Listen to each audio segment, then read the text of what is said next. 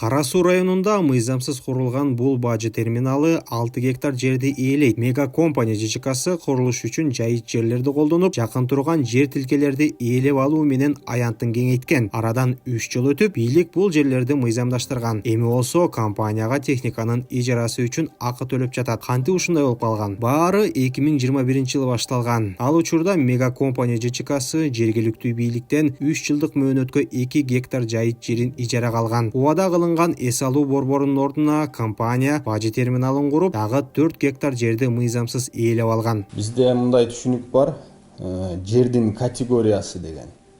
Бул күнгө чейин ал жер мисалы 1,47 жайыт жер болгондо, жайыт жерге мисалы эч кандай курулуш курса болбойт. Анан ал жерде 6 гектар 0,2 сотик башка категориядагы жер болгон. Медианын иликтөөчү журналисттин маалыматына ылайык, курулган терминалга бажы инфраструктурасы мамишканасынын түштүк филиалы көчүп барып иштей баштаган. Бирок жергиликтүү Акжар айылынын тургундары мыйзамсыз курулушка нааразы болушкан. Анда мега компаниянын ээлери аларга эски мектептин ордуна бала бакча салып берүүнү убадалап, бирок кайра эле убадасына турбай койгон. Эски мектепти көрүп бул өтө эле абалы начар экен, сүргүлө деди.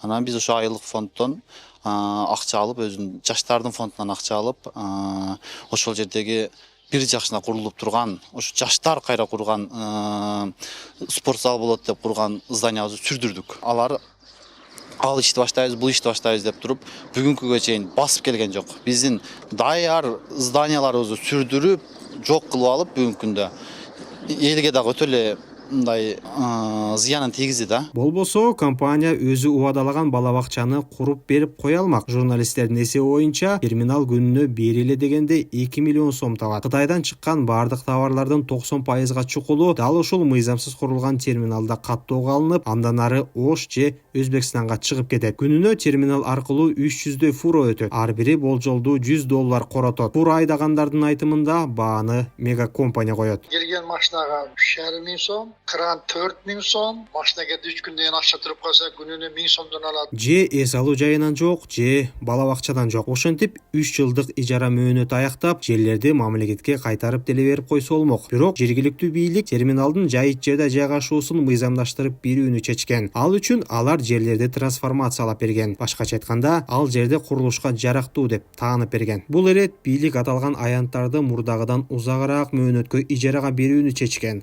49 жылга. Конкурста 4 компаниянын бири жеңген. Албетте, ал мега компания болгон. Бул жергиликтүү тургундардын нааразычылыгын жараткан. Анда компания конкурстан баш тарткан. Биз келишим эртеси күнү келишим түзмөк болгонбуз. Келишимибизди бүтүп калды эле, отказ жазып, кайра кетип калдым. Отказнойдун негизинде эле келишимди түзгөн жокпуз, жокко чыгардык. Анан госимуществого ал жерде өткөрүп бердик. Мындайча айтканда Кабмин өткөрүп бердик. Ал эми мам-мүлктү башкаруу боюнча мамлекеттик агенттик жерди бажы инфраструктурасынын түштүк филиалына өткөрүп берген. Ошентип жер мамлекетке карап калат, бирок техника мега компанияда калган. Ошон үчүн мамлекет компанияга техниканы колдонуу үчүн акы төлөп жатат. 60га 40% бизге, 60% ошо крандын ээлеринин өзүнө калат. Бул компаниянын ээси ким экен? Мега компания ЖЧКсы Жубайлар Токтоүй Оргалча менен Нурсуланбек Балтабаевке таандык. Мурда компаниянын негиздөөчүсү деп бул ишкер аял, ал эми директору деп анын күйөөсү катталып жүргөн. Азыр негиздөөчүсү деп Балтабаевдин уулу Чыңгызбек Нурсуланбек катталып турат. Коррупцияга каршы керектөөчүлөрдүн укугун коргоо комитетинин төрагасы Нурсуланбек Балтабаевке алдамчылык шектөө боюнча бир нече кылмыш иши козголгон болчу экенин айтат. Нургазы аттуу мега компаниянын жетектеген терминал компаниянын жетекчиси тура бир аз иликтөө өткөрдүк. Бул жерде бир нече жолу алдамчылык менен иш козголгон.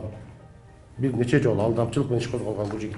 Мынакей 10 жолу иш козголуп, кыскартылган прекращение деп турат. Бул жоопкерчиликтен качуу үчүн Первомайскийден паспорт алган. Так 2022-жылы. Андан соң Кадамжай районунда 2014-жылы, бул 2014-жылы алган паспортто. Үчөө болду.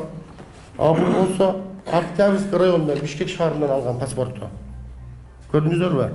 Үстөгө босток паспорт алып аткан, үстөгө босток паспорт берип аткан паспорттун столдагы жоопкерчиликке тартуу керек. 2023 жылдын октябрында Токтогөбө Оргалча алдамчылыкка шектелип кармалып, бирок кийин үй камагына чыгарылган. Сиздер бул ысымды мурдада уккансыздар. 2021 жылы ал Жогорку Кеңештин депутаттыгына талапкер болгон. Ал эми анын Шыдыр жол KG компаниясы Садыр Жапаровдун үй бүлөсү менен байланыштырылган. Шыдыр жол KG'нин автобустары 2020 жылдын октябрында бийлик алмашып жатканда Жапаровдун тарапташтарын ташыган. Ал күндөрү болочок президенттин тарапташтары митинг кылып аткан эски аянтта түнөп жүргөн Ак Кеме отелинде Ысык көл мейманканасында жүргөнү байкалган. Ал эми 2021 жылы маршруткалардын айдоочулары иш таштап каттамга чыкпай койгондо 1-айым Айгүл Жапарованын Үмүт булагы фонду бишкектиктерди акысыз ташыш үчүн 20 автобус берген. Фонддон уюм транспортты Шыдыр жол KG'ден ижарага алганын билдирген болчу.